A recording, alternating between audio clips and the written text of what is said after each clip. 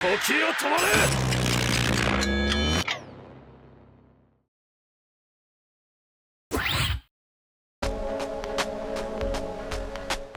In the third chapter / episode of Dandadan, we're introduced to Momo's grandmother, Seiko.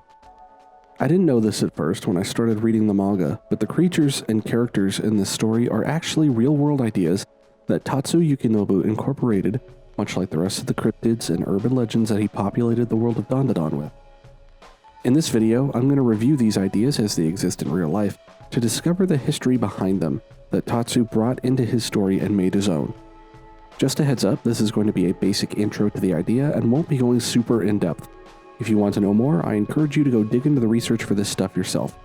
So without further ado, let's get into it.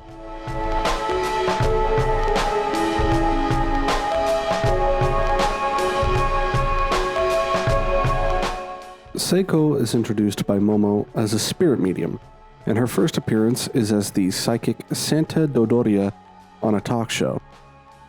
In this circumstance, she appears to be leaning more into the Western concept of a medium, using a crystal ball as a prop and divining information about the pop idol who's the other guest on the show. Now, there is a Japanese practice of communicating with spirits, which is often performed by Itako, a specific type of shrine maiden. The catch there is that Itako are always blind, whereas Seiko, though she may need glasses, is clearly not blind. I also think the use of the crystal ball, which is a practice rooted in distinctly non-Japanese cultures, makes it clear that Seiko is not meant to be interpreted as an Itako in any way, especially not in the talk show situation. To be honest, Seiko's abilities as a spirit medium don't seem to me to be meant to evoke any specific type of practice or position, but rather are an amalgamation of different things from different places to suit the story as needed. There is one in particular, though, that I think most closely matches, and for the sake of this video, I'm going to look into it. If you've played Nioh or Nioh 2, or enjoyed Jujutsu Kaisen, you may be familiar with the concept of onmyoji. I'm pulling from Wikipedia for more information here, and as always, there seems to be a bit of a mismatch in information from one page to another, but between this and the depictions I've seen in the aforementioned works, I think I have enough to make my case. In the Asuka period of Japan's history, which lasted from about the years 538 to 710, the 40th Emperor of Japan, Emperor Tenmu, ascended to the throne following the Jinshin War. He was known to be a master of astrology, and had a deep knowledge of the concepts that were the foundation of onmyodo, which is the term used to describe the actual practices of onmyoji. If a magician performs magic, then an onmyoji performs onmyodo. Anyway, Emperor Tenmu's affinity for these things led to his founding of the Bureau of Onmyo, and the profession itself becoming a central aspect of Japan's government and culture for thousands of years. Now, there's a ton more detail in regards to how the practice progressed, changed, and shifted over the years, how the onmyoji began and what they did initially versus what they eventually grew into and what kind of things they did later.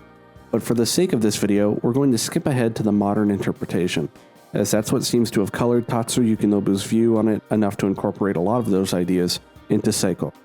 At some point in history, which none of the info available on Wikipedia ever pinpointed, onmyoji eventually picked up the practice of magic. The Wikipedia page for onmyodo mentions under its onmyoji section that they were specialists in magic and divination, and had responsibilities that included protection of the capital from evil spirits. The page for onmyoji themselves mentions under its section regarding their rituals that their scope even widened to exorcism at some point, which seems to fit pretty perfectly with Seiko's capabilities and general profession. Of course, in Nioh and Jujutsu, onmyoji are pretty much depicted as outright wizards. In fact, I don't remember if it was Nioh specifically or another game I played, but I do remember playing a game set in Japan where the wizard class and skills, as you might expect them from other games, was represented as an onmyoji. To further support this, later in the episode / chapter 4, we see Seiko don a more traditional robe alongside Momo and Okarun, while performing a traditional ritual for their protection. In this scene, these outfits are highly reminiscent of the robes I've seen anyone depicted as an onmyoji wearing in the aforementioned works. The use of paper tags, or ofuda, for various purposes, especially warding off evil spirits, is also a commonly depicted ritual involving onmyoji. Of course, the only big obstacle here is that onmyoji are commonly depicted as making use of shikigami, summoned creatures that act alongside them and follow their commands. Seiko doesn't seem to do this at all, but as wacky and out there as Dandadan is, it almost seems to hold back from indulging in certain things one may expect based on exposure to other similar works, grounding itself in a way. Personally, I think this mostly has to do with what the focus of the story is. Though Dandadan is nominally a shonen work, it doesn't tend to indulge in the power system lore and explanations a lot of shonen works do. It just explains exactly as much as needed to keep the story moving and set up goals for the protagonists to pursue. For example, Seiko is a spirit medium but doesn't adhere to any one school or tradition. She can kinda just do whatever spiritual stuff is needed by the story when necessary. Momo has psychic powers, ostensibly because of her familial relation to Seiko, but Seiko doesn't have those, so why did Momo develop them? Doesn't really matter. So the story doesn't indulge in explanation beyond the Serpo apparently having accidentally opened her chakras while trying to telepathically make her horny.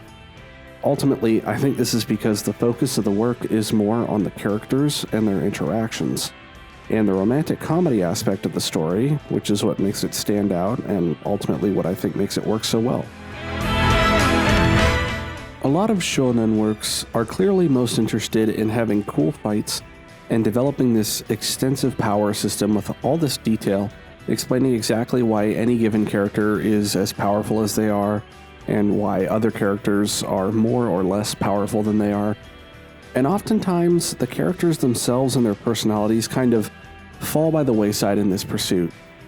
You'll notice that oftentimes the most popular shonen series tend to break away from this basic premise and spend a little more time creating memorable characters and investing the audience in them, along with the world the story takes place in some cases. Even if they maybe later in their run fall into that same shonen rut of endless fights and power system explanations and characters one-upping, outsmarting, or this isn't my final forming each other. And the series just managed to continue coasting at a high popularity level based on their previous quality. As far as Dandadan goes, I've always felt from reading it, and now watching it, that it's really more of a romantic comedy that likes to have some cool fights happen every now and then, to break up the pacing of the growing tension between Okarun and Momo and the obstacles that impede their budding romance. Anyway, that's all I have for you in this episode of The Truth Behind Dandadan. Hopefully you enjoyed this little review of the real-world ideas behind the show. Feel free to drop a comment if you can think of any other info I didn't manage to find. If you did enjoy, make sure to like and subscribe as well so you can support the channel and see what else I put out. Until I see you next time, stay safe and have fun.